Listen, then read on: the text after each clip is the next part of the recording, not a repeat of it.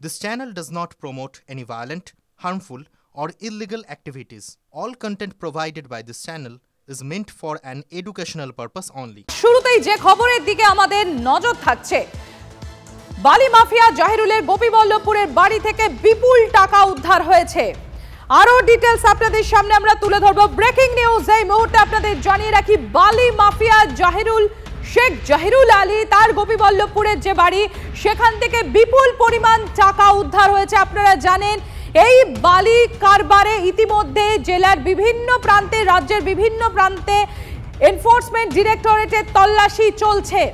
তার মধ্যে অন্যতম ঝাড়গ্রামের গোপীবল্লভপুরে শেখ জাহিরুল আলীর বাড়িতে এনফোর্সমেন্ট ডিরেক্টরেটের তল্লাশি। দুই সহকর্মী আমাদের সঙ্গে রয়েছেন, সুজয় এবং সায়ন্ত রয়েছেন আমার সঙ্গে। আমি প্রথমেই চলে যাব সুজয়ের কাছে। সুজয়, শেখ জাহিরুল আলী গোপীবল্লভপুরে তার বাড়ি থেকে আমরা দেখেছি ইডির অভিযান চলছে এবং তার এই যে উল্কার গতিতে উত্থান, সেই কারণেই কেন্দ্রীয় এজেন্সির নজরে আসে বিপুল পরিমাণ টাকা উদ্ধার। এখনো পর্যন্ত আর কি কি তথ্য পাওয়া যাচ্ছে সুজয়, কি আপডেট? দেখো, যেটা জানা যাচ্ছে এখনও গণনা চলছে, অর্থাৎ মোট টাকা পরিমাণ কত সেটা চলছে, কিন্তু এখনও পর্যন্ত প্রাথমিকভাবে যেটা জানা যাচ্ছে প্রায় 12 লক্ষ টাকার কাছাকাছি নগদ উদ্ধার হয়েছে, যার কোনো হিসেব এখনও তারা দিতে পারেননি। একেবারে তল্লাশি অভিযান শেষ হওয়ার পর একেবারে পূর্ণাঙ্গ সংখ্যাটা বলা যাবে এবং এখনও পর্যন্ত তদন্ত চলছে। পরিবারের সদস্যরা যারা রয়েছেন, আমি প্রথমেই দেখাবো যে এই যে বাড়ির গেট, অর্থাৎ জাহিরুলের বাড়ির যে গেট, এখান থেকেই কিন্তু তদন্তকারীরা বেরোন। আপনি কি পরিবারের সদস্য? না। আপনি কে? দেখতে পাচ্ছ যে পরিবারের সদস্যরা রয়েছেন এবং তাদের কাছে ব্যাংকের বই আমরা দেখলাম। এই গেট থেকেই কিন্তু সার্চ ওয়ারেন্ট নিয়ে তদন্তকারীরা ঢোকেন এবং তল্লাশি চালান এবং এই বাড়ির যে 3টি ফ্লোর, সেই 3টি ফ্লোরেই এখন টিম ছড়িয়ে রয়েছে। সেখান থেকে তারা তল্লাশি অভিযান চালাচ্ছে এবং নথি সংগ্রহ করার কাজ চালাচ্ছেন। তার কারণ এই জাহিরুলের মাধ্যমেই এই বালির যে দুর্নীতি, বালি পাচারের যে দুর্নীতি, সেই বালি পাচারের দুর্নীতির একেবারে শিকড়ে পৌঁছতে চাইছেন এবং এই দুর্নীতির একেবারে শিকড়ে কে বা কারা যুক্ত রয়েছে। কারণ তদন্তকারীরা মনে করছেন যে একা জাহিরুলের পক্ষে এই কাজ কোনোভাবেই সম্ভব নয়। তার মাথায় কারো হাত ছিল, তার পাশাপাশি তার একটা বড় নেটওয়ার্ক এর পেছনে কাজ করতো। যেমনভাবে আমরা বেহালার ছবিটা দেখাচ্ছি, যে বেহালায় তার যে সংস্থা রয়েছে, বেহালায় যে বেসরকারি সংস্থা রয়েছে যারা বালির কারবারের সঙ্গে যুক্ত, তার সঙ্গে সরাসরি এই জাহিরুলের যোগাযোগ ছিল এবং তার এই বাড়ির থেকে ওই যে সংস্থায় বেহালার দফতর এই মুহূর্তে তল্লাশি চলছে, মাত্র 500 মিটারের মধ্যেই তাদের অস্থায়ী অফিস রয়েছে, ফলে নিয়মিত তাদের যাতায়াত ছিল। সেইখানেও ইডি তদন্তকারীরা রয়েছেন। মনে সব মিলিয়ে 6 থেকে 7টি জায়গায় তল্লাশি চলছে এই বালি পাচারের দুর্নীতিতে এবং এই প্রথম কোনো কেন্দ্রীয় এজেন্সি এই বালি পাচারের দুর্নীতি নিয়ে তদন্ত করলো। এর আগে তুমি যেরকম তুলে ধরছিলে যে ইতিমধ্যে প্রচুর পরিমাণ টাকা উদ্ধার হয়েছে, গোনা চলছে, অর্থাৎ কাউন্টিং চলছে। এখনো পর্যন্ত জানা যাচ্ছে 12 লক্ষ টাকা পাওয়া গিয়েছে, কিন্তু এখনো পর্যন্ত গোনাগুনতি চলছে। আর কত উদ্ধার হবে সেটা তো সময়ই বলবে সুজয়। তবে তার পাশাপাশি আরও যেসব চাঞ্চল্যকর তথ্য উঠে এসছে, এই যে শেখ জাহিরুল আলী শুধুমাত্র যে অনুমতিপত্রতে জালিয়াতি করতো তা নয়, তার উপর যে বারকোড সেটাও ভুয়ো, অর্থাৎ সেক্ষেত্রেও জালিয়াতি। শুধু তাই নয়, যে বালির পাচারের যে ট্রাক, সেই ট্রাকের ক্ষেত্রেও 2 নম্বরই করা হয়েছে, সেখানেও জালিয়াতি করা হয়েছে। অর্থাৎ একাধিক অভিযোগ রয়েছে এই শেখ জাহিরুল আলীর বিরুদ্ধে এবং তার উল্কা গতিতে উত্থান। ছিলেন সাইকেল মিস্ত্রি, সেখান থেকে বালি মাফিয়া। কি বলছে এই শেখ জাহিরুল আলী, একবার শোনাই আপনাদের, শুনুন। অভিযোগ করছে যে বালি পাচারে যুক্ত ইডিএস। আমি কিছুই জানি না ওটার জন্য। হ্যাঁ, একটু বলে যান। আমি কিছুই জানি না। তোমাদের গাড়ি ভালো লাগবে আজকে? আমি কিছুই জানি না।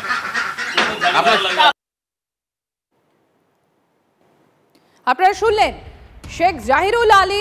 শেখ জাহিরুল আলীর বক্তব্য হচ্ছে তিনি কিছুই জানেন না এবং ইতিমধ্যেই যেমন একাধিক বিষয় উঠে এসছে, তার পাশাপাশি এখন এই শেখ জাহিরুল আলীর বাড়ি থেকে নগদ উদ্ধার হচ্ছে। ইতিমধ্যে যেটা জানা যাচ্ছে 12 লক্ষ টাকা উদ্ধার হয়েছে এবং আরও প্রচুর পরিমাণ টাকা সেখানে রয়েছে বলে সেখানে ইতিমধ্যেই তল্লাশি চলছে, আপনারা জানেন। এদিকে আপনাদের যেটা জানাচ্ছি, এই যে বালি পাচার মামলা, সেই বালি পাচার মামলার তদন্তে এনফোর্সমেন্ট ডিরেক্টরেটের অ্যাকশন চলছে। দিকে দিকে রাজ্যের একাধিক জায়গায় ইডির হানা। ঝাড়গ্রামের গোপীবল্লভপুর, যেখান থেকে সরাসরি আমার সহকর্মী সুজয় ছিলেন, শেখ জাহিরুল আলী তার বাড়ি থেকে, এবং সেখানে তার বাড়িতে ইডির এখনো তল্লাশি চলছে। এই বালি খাদানের সঙ্গে যুক্ত শেখ জাহিরুল আলী বলে খবর।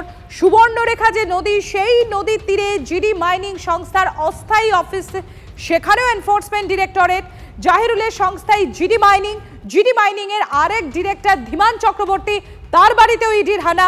কল্যাণীতে এই ব্যবসায়ী ধীমান চক্রবর্তী, যে জিডি মাইনিং এর অন্যতম ডিরেক্টর, তার বাড়িতে এনফোর্সমেন্ট ডিরেক্টরেট পৌঁছে গিয়েছে।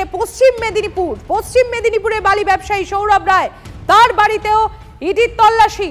বেহালায় জেমস লং সরণি, সেই অফিসের ছবি আপনাদের আমরা দেখিয়েছি। জিডি মাইনিং এর অফিস, সেখানেও হানা। তার পাশাপাশি রিজেন্ট কলোনিতে আমার সহকর্মী সায়ন্ত রয়েছেন আমাদের সঙ্গে, সেখানে এক বিমা কর্মীর বাড়িতেও তদন্তকারীরা।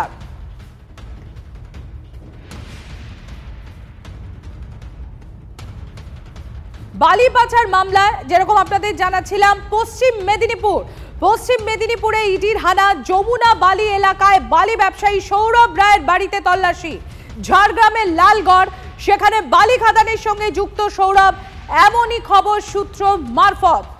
দেবব্রত আমার সহকর্মী রয়েছেন আমাদের সঙ্গে। দেবব্রত, আমি ঠিক এই জায়গাটা একটু জানতে চাইবো ডিটেলসে।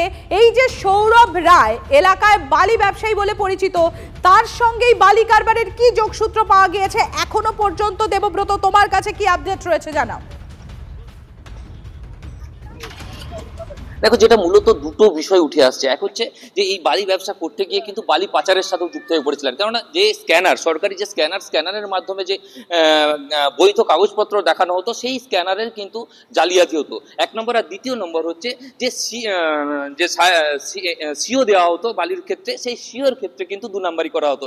একই সিও দিয়ে হয়তো দুটি গাড়ি চলতো, বা যে জায়গা থেকে বালি মাইনিং মানে বালি তোলা হচ্ছে, সেই বালি তোলার করতে হয়তো পারমিশন রয়েছে 10 লক্ষ মেট্রিক টনের, সেখান থেকে হয়তো 1000 মেট্রিক টন বালি উঠে যাচ্ছে। ঠিক এই জায়গাগুলোতেই কিন্তু বালি পাচারের যোগ আসছে বলেই কিন্তু স্থানীয় যারা বালি ব্যবসায়ী রয়েছে তাদের সাথে কথা বলে যেটুকু বুঝতে পারছি, যে এই জায়গাগুলোতে কিন্তু 2 নাম্বারই হতো। এবং তার ফলে যে বিপুল পরিমাণ অর্থ আসতো, সেই অর্থটা কোথায় যেত, কিভাবে যেত, কোন হাত দিয়ে অর্থগুলোকে ব্যবহার করা হতো, সেই সমস্ত বিষয়গুলো মূলত দেখা হচ্ছে। এবং যেটা জানতে পারছি ইতিমধ্যে ইডি সূত্রে, যে এখানে সৌরভ রায় এবং তার স্ত্রী সঙ্গীতা রায়, এই দুজনের আইটি রিটার্ন বা আইটি ফাইল চেক করা হচ্ছে, তাদের কাগজপত্র দেখা হচ্ছে, যে আদৌ যে সমস্ত টাকা তাদের এসেছে বা গেছে, সেই সমস্ত অর্থের যে বিপুল পরিমাণ অর্থ, সেই বিপুল পরিমাণ অর্থ কোথা থেকে এসেছে, সেটা কি নির্দিষ্ট কোনো সঠিক পথে এসেছে, না কোনো 2 নাম্বারি পথে বা দুর্নীতির টাকা এখানে এসেছে, সেই সমস্ত বিষয়গুলো কিন্তু মূলত খোঁজ নেওয়া হচ্ছে বলেই জানতে পারা যাচ্ছে।